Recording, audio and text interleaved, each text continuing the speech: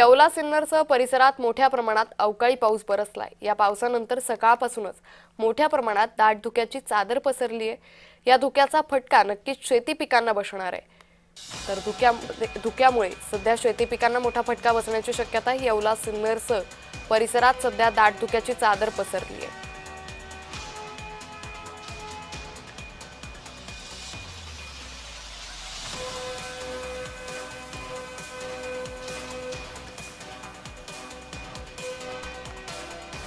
येवला निफाडसह अवकाळी पावसाने मोठा हाहाकार केला असून आपण आता बघत तर ऐन उन्हाळ्यात देखील मोठ्या प्रमाणात अवकाळी पावसासह धुकं देखील पसरल्याचं चित्र यावेळी येवला तालुक्यात सह सिन्नर तालुक्यात दिसून येते। आपण बघितलं तर मोठ्या प्रमाणात यावेळी ऐन उन्हाळ्यात अशा प्रकारे धुकं पडल्याने नक्कीच शेतकऱ्यांमध्ये अवकाळी पावसानंतर आता धुक्याची देखील चिंता वाढू लागली आहे।